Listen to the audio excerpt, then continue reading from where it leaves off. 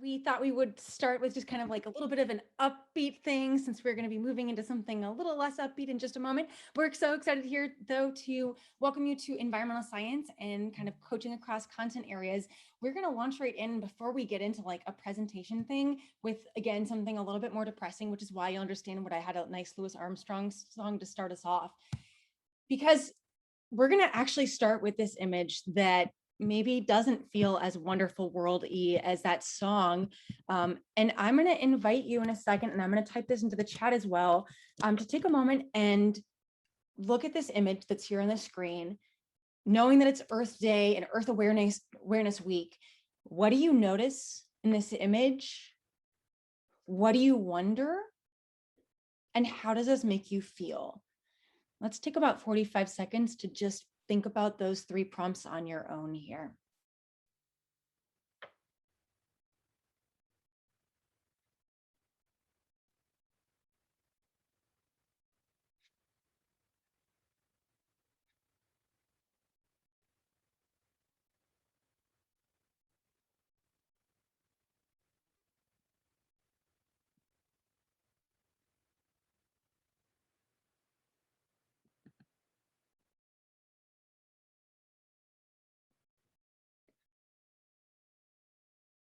And if you feel so moved to write your answer into the chat, that's great. And if you'd rather just kind of hold that with you, that's so entirely okay as well.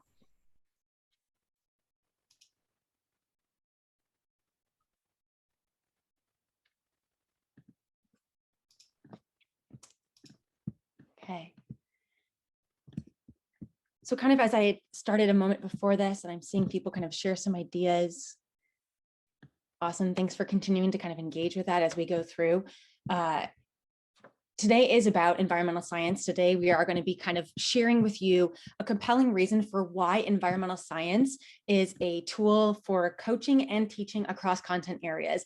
It's both because it's, Earth Awareness Week this week, as we're hoping it will be every week, and because really environmental science as a whole can build continuity across different disciplines and really speak the language of humanity to the students that our teachers work with and the teachers that we work with.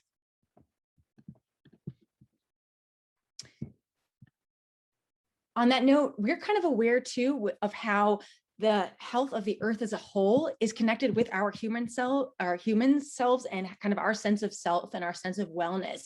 So I'm kind of like seeing people wonder about things being trapped and how long the creature's been there, kind of what led up to that. And again, there's kind of a lot of emotion that can come up as we are looking at images of this poor turtle, right? And so just wanted to do kind of like a quick check with ourselves and with our relationship between ourselves and the world here. Taking a moment to think, how are you feeling emotionally and physically right at this moment? And again, this might not be something that you necessarily want to chat, and that's okay, but how are you feeling right now? Take a second to think about that. How am I doing?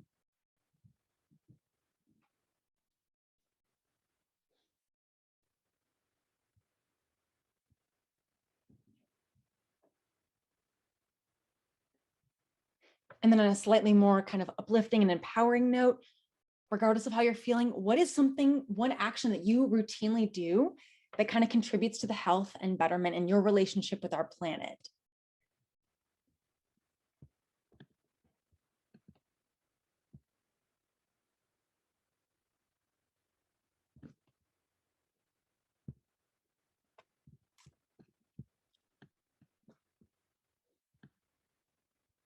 Take another couple seconds to think about that. Again, if you would like to share in the chat, that's great. And if you wouldn't, that's okay as well.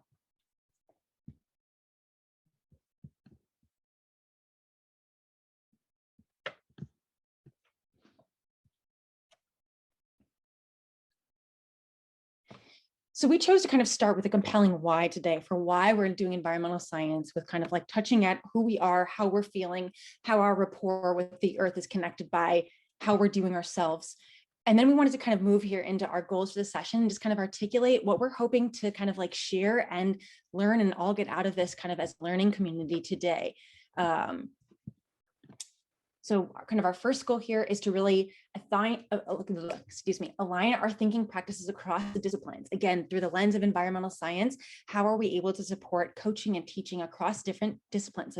across different content areas. We're also going to kind of share an example of what this could look like and kind of do some framing for what that might mean for your context. And then we're going to invite you to kind of reflect and apply this to your own context, much like Gustavo's kind of keynote. A lot of that coaching piece is kind of coming back to how that relates to your context. And we're going to create a space to kind of start reflecting and thinking about that here at the end of today. So going back, today, as I kind of started with, is all about, we're kind of doing environmental science across different disciplines.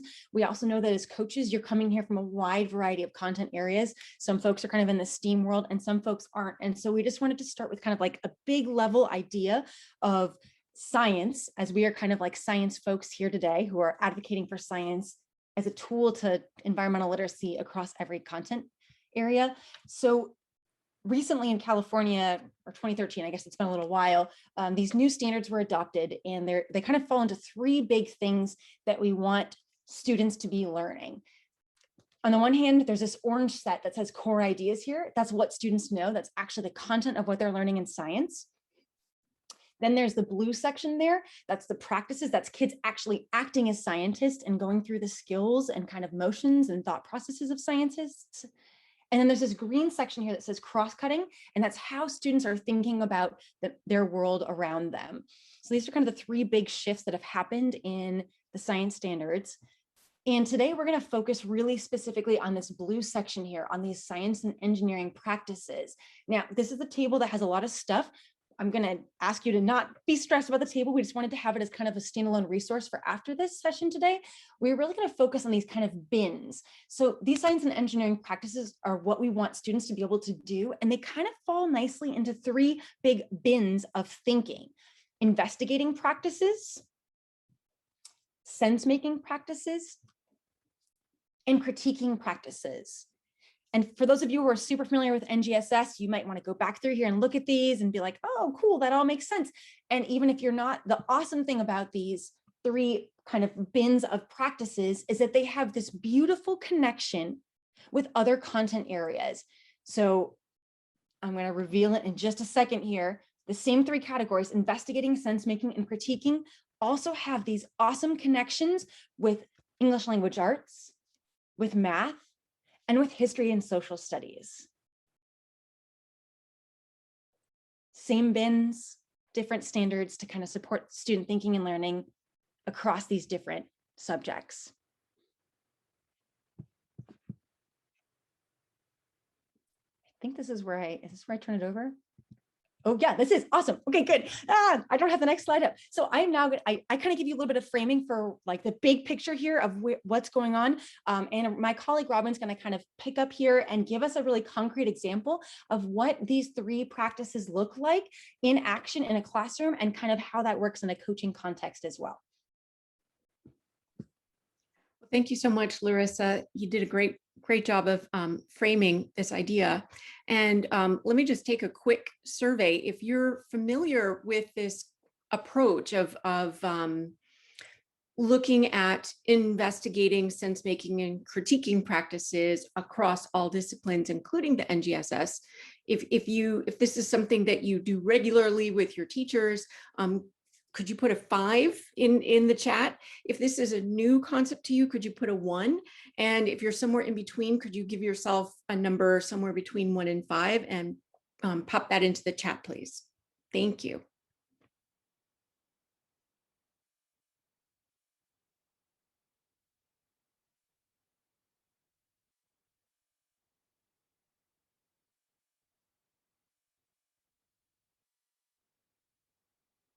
Great. Thank you so much, everyone. So it looks like we have a range of experience with working along these practices, the investigating, sense-making, and critiquing practices. So today we're going to do a deep dive into a theoretical environmental literacy unit that is follows the 5E format. And so Larissa, if you advance the slide deck, that would be great. This is hopefully a term that you're familiar with. And again, like maybe you could throw into the chat if you've heard of 5E learning before. throw a 5 at us. And if you're new to 5E learning, you've never heard of that term before, put in a 1. And if you're somewhere in between, go ahead and rate yourself there too. Thank you.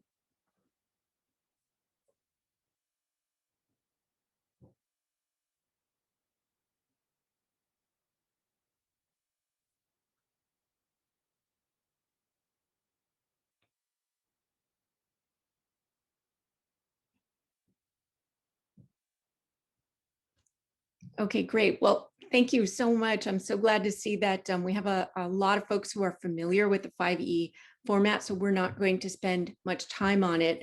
5E is a very, I think it's a very useful strategy for developing an integrated unit, because 5E, moving from engaging students, having them explore deeply, having them explain what they learn, then elaborate and extend their learning, and then evaluate it, really supports this integrated or connected learning.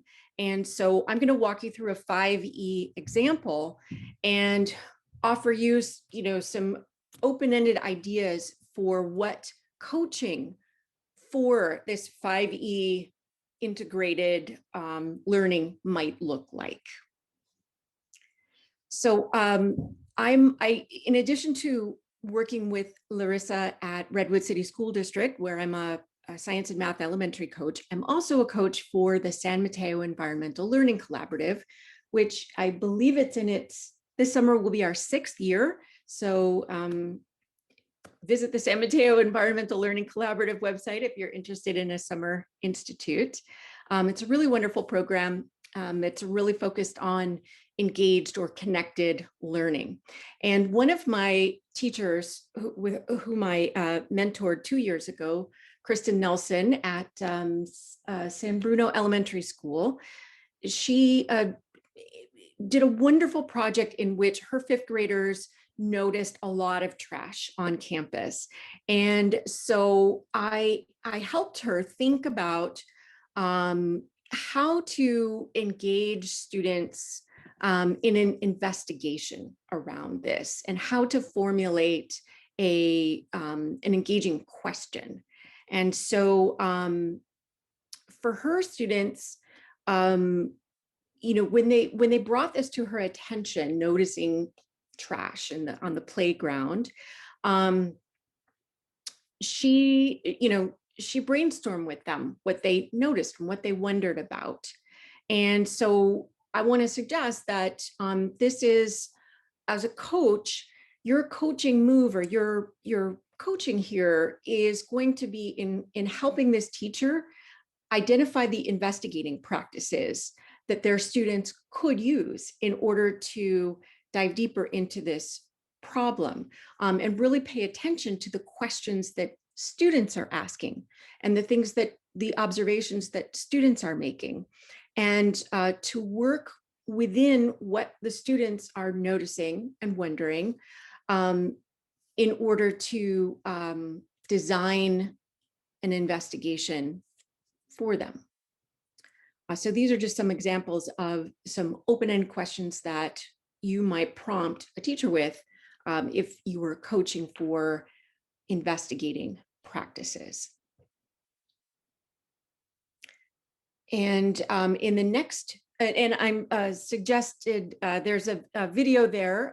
This teacher used this majestic plastic bag video to further help her students understand the problem of what happens to waste. And in the end, she developed this engaging question for her students: how does waste impact the world? And that became the big question that her students investigated for the whole rest of the spring term. So then her next phase of the 5E investigation was to explore the impact of their waste first they started with the classroom, and then they worked out to the bigger school community, and then they looked at their town and then San Mateo County. So with 5th graders, she was able to move out to bigger implications. I also have a teacher who worked with kindergarten students on this very same topic. And I always encourage teachers whom I'm coaching to consider what is developmentally appropriate. That initial picture that we shared of the turtle wrapped in plastic netting could be really shocking for kindergarten age students. So I think it's incredibly important to consider what's developmentally appropriate in terms of images and resources. And I coach my teachers for always being conscious and conscientious of what's developmentally appropriate, and also to utilize trauma-informed approaches when dealing with these environmental justice topics. So always enabling students to mourn and feel sadness when they see tragic instances like the turtle wrapped in plastic, and provide them opportunities to do social and emotional learning to make them comfortable and safe. So in and through coaching for investigating practices, some moves I would do with my teachers might include asking my teachers what types of tools their students would use in order to collect and analyze data. And again, developmentally appropriate. Kindergartners might be making a very simple bar chart with trash that they found on the playground, whereas fifth graders might actually be analyzing data from San Mateo County or another resource. And again, be mindful of providing them with texts that inspire curiosity and building their knowledge base and that are developmentally appropriate. And then I have hot links up here for some sample investigations in this same topic that are appropriate for a range of ages of learners. So because we know we're presenting to people who coach within, the entire range, pre-K to 8. We both feel that environmental literacy is a very scalable topic because we're focused on those bigger skills, building empathy in students, building critical thinking, building problem-solving skills. And so in the next slide, we want to move our teachers from coaching for investigation to coaching for sense making. And what I mean by that is, if students do this research on how waste impacts our community, they might need to really be able to articulate that in developmentally appropriate ways. For example, when students in San Mateo County go onto the Recology website, they can actually figure out what is recyclable and what is not. And I would coach a teacher into thinking about what would be a way that students could apply and demonstrate that knowledge. How could they use their English language arts communication skills? How could they use their use their citizenship skills from social studies, to make connections with other disciplines? And then the next phase of coaching the teacher as they move their students into expanding and elaborating on what they've just learned about what is recyclable and what's not, to take it deeper. I would coach a teacher into considering who might be a great community partner for your class or field trip that would really extend the learning. Of course, during COVID, we're not necessarily doing field trips, but many community partners such as San Mateo County Office of Sustainability, they offer in-classroom field trips that are distance learning appropriate. And when we're not in distance learning, they will actually come to your school site. So, so I would coach my teachers in thinking about, with this expansion of their understanding, how can students critique what they're learning about the 4 R's and what's appropriate for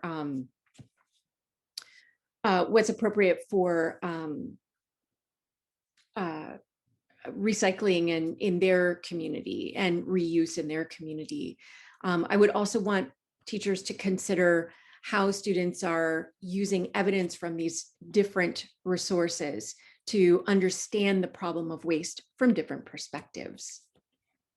And then finally, I would be moving my teachers towards helping students evaluate the implications of everything, of the research they've done, of the data that they've done. And here's where we are coaching for advocacy. So that takes the practices from investigating sense making and critiquing practices, and actually empowers the child to be not only the agent of their own learning, but the agent of some sort of advocacy or action to solve the problem in their community. And so the teacher, Kristen Nelson in San Bruno, her fifth graders actually created a trash workshop that they presented to all the other grades. They did an assembly for their kids. When I was the K-5 science teacher at Phillips Brooks School, my kids actually did a beach cleanup after doing a similar type integrated investigation. So, as a coach, you want to consider the teacher's context, consider what is developmentally appropriate, what kind of action or advocacy is appropriate for those students, and solicit the ideas of students and help guide the teacher coach the teacher in coaching students down a particular path when that's developmentally appropriate for them. Whew, I know I was feel like I was talking a lot there. I'm going to pause and hand the microphone over to Larissa. Thank you everyone for your listening. So I want to acknowledge first, this was a lot of information, especially if the 5E felt a little new today. This may have felt really new. And so in a moment, we're going to kind of invite you to do a little reflection on this, but I actually first might recommend taking a moment, and I already added the link into the chat, but I'm going to add it again. Maybe take a moment. We're going to ask you to reflect on like what this might look like in your context with the teachers you work with and the students that they work with. But maybe before that, maybe let's take a couple of moments to just kind of look through this slideshow. Robyn, is that okay? I'm tweaking this slightly with our timing. Okay, so let's take a moment and just like kind of look through some of these slides, because I know that we shared a bunch of ideas around kind of like the different practices of sense making, critiquing, investigating practices, what those look like across content areas, the 5E. So take a couple of minutes to just kind of look through these slides, and then I'll maybe give another kind of like thought-provoking prompt for us to reflect on our learning. Does that sound like an okay thing? Okay, awesome. Thanks for the feedback all.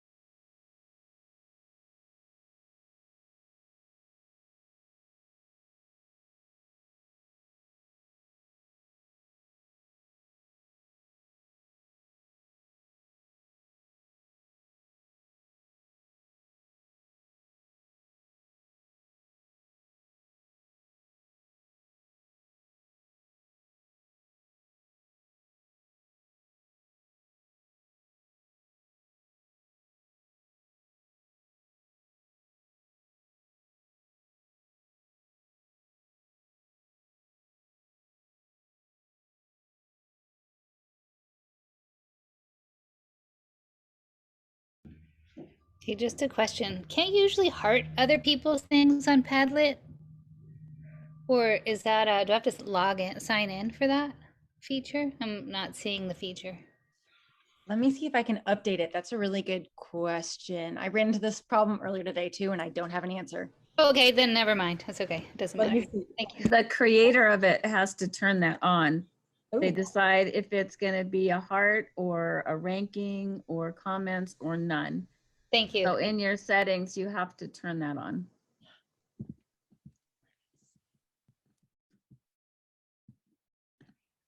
Oh, also, I think, Larissa, were we going to invite people to create their own question in the Padlet?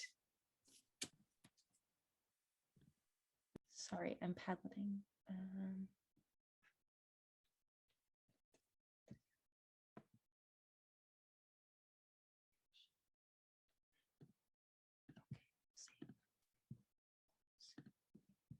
Thank you. You got it. Good, good, good. I was processing two things at once. Yes. So I'm actually going to thank you. And in fact, Jen's question makes me think maybe it's time to kind of invite folks. If you've looked through the slides and now you have a little better sense of kind of what this might look like for you, which could be totally different for all, 12 folks in this room here. Take a moment and we invite you to go to this link on the Padlet, which is on slide, tell you a number in a second. Slide 14 has a link to the Padlet. Go ahead and share how could this approach support the teachers that you work with, and how could this approach to learning support the students that they work with. And then of course, if you wanted to add other ideas or questions, there's the add column part here, and feel free to have fun, like other people's, and just see what we have and what ideas we have today for each other.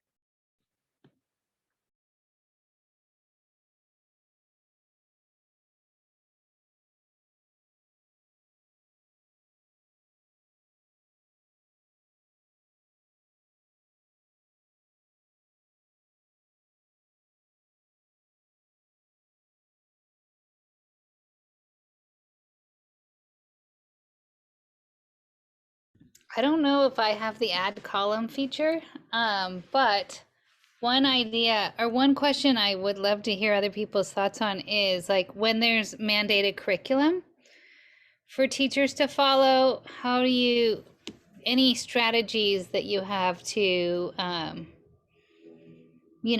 follow what the district mandates are, but also give more teacher agency in terms of curriculum? Thanks. That's a great question, Jennifer. And I'll field that. And I'm sure Larissa has something to say about that too, because Redwood City does have required curriculum. And so I think the workaround really, I have to say, environmental literacy is such an awesome solution, because say your district, we're a FOSS district, and there are so many FOSS investigations in your earth science modules that apply, and that could be done concurrently, can be done as part of this broader question.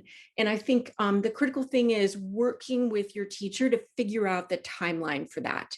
So if you're in a situation where there's some flexibility and they could use their FOSS, Earth and Science, or whatever, TWIG, whatever curriculum you use, if there's some flexibility in when they can teach that, then they can you can help them weave it together so that the science investigations are actually part of the explore phase of this bigger environmental literacy investigation.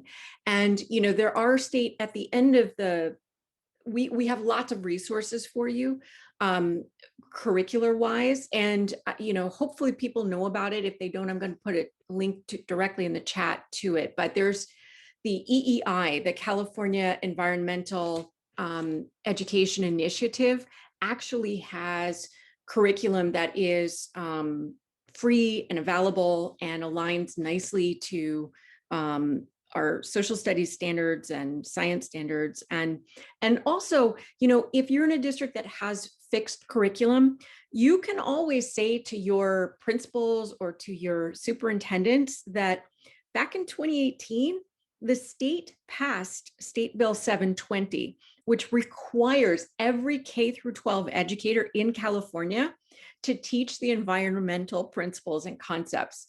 So it's actually required by law. I mean, very few people are actually doing it, but it is required. And so I would encourage you to work with your teachers, take a look at their scope and sequence for the district mandated curriculum, and figure out ways of breaking it up so that your science at least can support the explore phase when you're exploring phenomena related to whatever environmental topic you're hitting. Does that help? I can't really speak to the if you're using a formal social studies curriculum or ELA curriculum. I'm not sure about that, but I think with science, if there's some flexibility in terms of when, that would really help.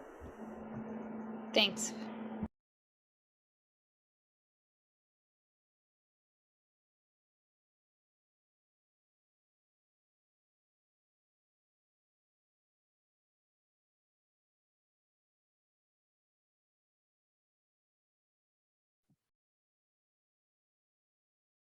What other thoughts or questions do people have, either about kind of like this question that Jen brought up with how, like, kind of do integration, especially like I think it's harder for the self-contained classrooms like middle school and high school, right? Or other questions. What other things are coming up for people, questions, ideas, et cetera, that we could kind of benefit from and share today with our diverse roles and diverse experiences?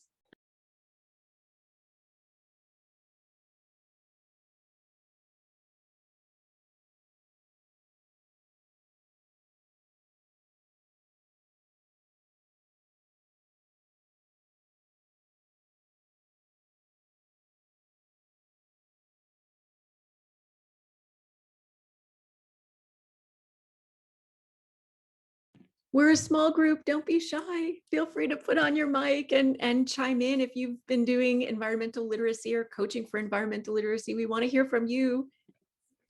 Well, building on your question that you asked to the group about the grade levels where the content areas are separated, do you have recommendations around how to facilitate that collaboration or make that easier so that they could do a lesson that is both math and ELA? I think one of the things that I see or have heard repeatedly is that English language arts and the writing assignments can really easily be tied to science or math or other areas. And there are different forms of writing, but would be curious to hear your thoughts.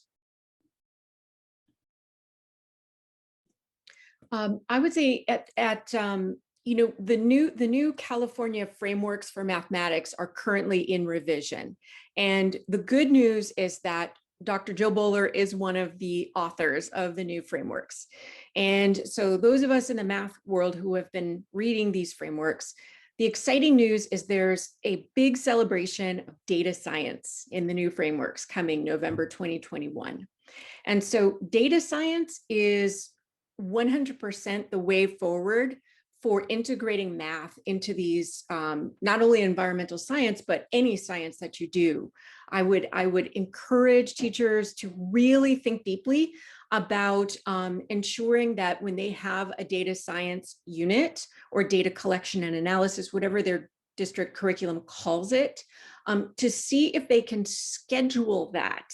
If you can be flexible with when teachers teach what, to ensure that when you're teaching a math unit around anything that the kinds of things that would be used in a science investigation. So plotting and charting, graphing, measurement, all of these skills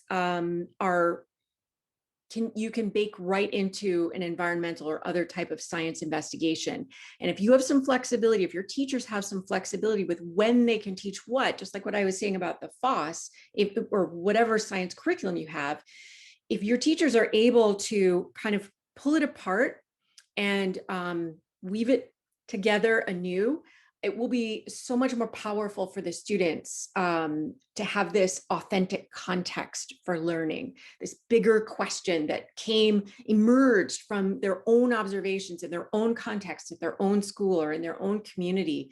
It will just be so much more powerful for them. It is look, having taught multiple environmental literacy units on different topics, it is a ton of work for you as a classroom teacher. But that's where, as coaches, we can really support our teachers with giving them permission to be flexible with their district curriculum and think creatively about pulling it apart and saying, you know what, the measurement unit comes in October, but I'm going to save that until I'm doing, this bigger project or problem-based investigation where I know kids are going to need to measure the boards to build a garden or the boards to build a worm bin or whatever your project is in the end. So does that answer your question? I know that's a multiple subject perspective. Larissa, do you have thoughts for Glennon on a single subject perspective?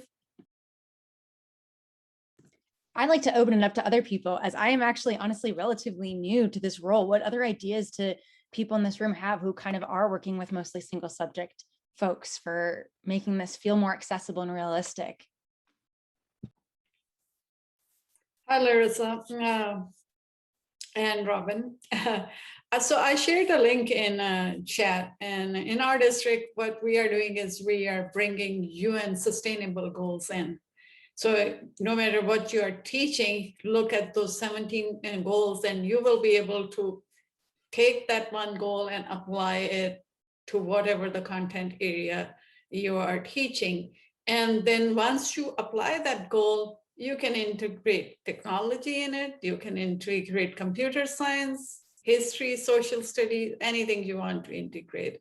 So what we offer a STEAM certificate for our teachers. So we start with UN sustainable goals. That, okay, now you have looked at the standards and practices, now look at the UN sustainable goal and make that global connection.